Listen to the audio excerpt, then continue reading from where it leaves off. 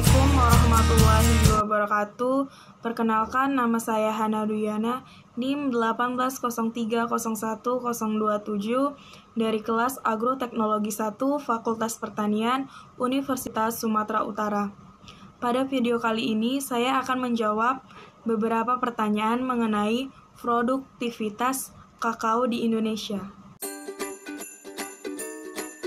Tugas yang pertama di sini menjelaskan tentang bagaimana perkembangan ekspor dan sumbangan devisa produk kakao saat ini. Berikut penjelasannya. Menurut Badan Pusat Statistik, total volume ekspor kakao 5 tahun terakhir mengalami fluktuatif, naik turun peningkatan berkisar 6,78 sampai 7,53% per tahun. Sedangkan penurunan mencapai 19,4%.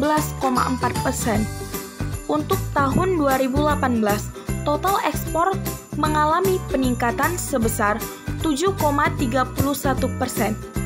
Pada tahun 2014, total volume ekspor mencapai 333,68 ribu ton dengan total nilai sebesar 1,24 miliar US dollar. Naik menjadi 380,83 ribu ton pada tahun 2018 dengan total nilai sebesar 1,25 miliar US dollar. Nah, di sini kita juga dapat mengetahui perbandingan volume ekspor kakao menurut negara tujuan pada tahun 2018. Produk kakao Indonesia sebagian besar diekspor ke mancanegara dan sisanya dipasarkan di dalam negeri.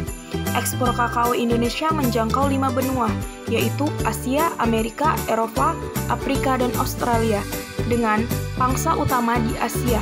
Pada tahun 2018, 5 negara besar tersebut mengimpor kakao Indonesia adalah Malaysia, Amerika, India, Cina, dan Belanda. Perlu kita ketahui, ada 5 provinsi produsen biji kakao terbesar di Indonesia, yaitu Sulawesi Tengah, Sulawesi Selatan, Sulawesi Tenggara, Sulawesi Barat, dan Sumatera Barat. Dan perkembangan luas areal perkebunan kakao di Indonesia sebelumnya, tahun 2018, selama 4 tahun terakhir cenderung menunjukkan penurunan berkisar 0,21 sampai dengan 3,63% per tahun. Namun, kakao merupakan salah satu komoditi hasil perkebunan yang mempunyai peran cukup penting dalam kegiatan perekonomian di Indonesia. Karena kakao juga salah satu komoditas ekspor Indonesia yang cukup penting sebagai penghasil devisa negara selain minyak dan gas.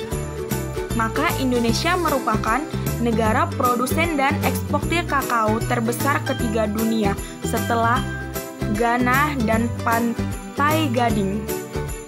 Tugas yang kedua yaitu jelaskan apakah saat sekarang biji coklat atau biji kakao di Indonesia masih jarang difermentasi.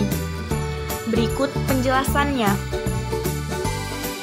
Nah, hingga saat ini, petani kakao memiliki kesadaran yang rendah untuk melakukan fermentasi terhadap produk kakaonya. Padahal, dalam Peraturan Menteri Pertanian atau Permentan Nomor 67 Tahun 2014 tentang persyaratan mutu dan pemasaran biji kakao, disebutkan bahwa seluruh petani kakao wajib mengimplementasikan kakao fermentasi untuk memenuhi Standar Nasional Indonesia atau SNI.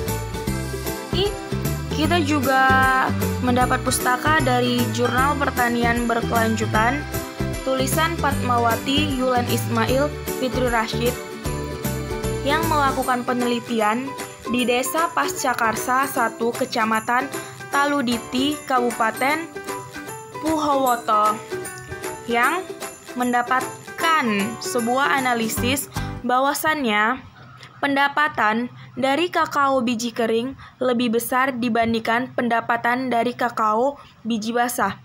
karena perbandingannya sangat jauh antara 9 ribuan sampai 6 ribuan. Oleh karena itu, kita dapat menyimpulkan bahwa pendapatan biji dengan cara memfermentasikan kakao lebih banyak dibanding dengan tidak memfermentasikan biji kakao.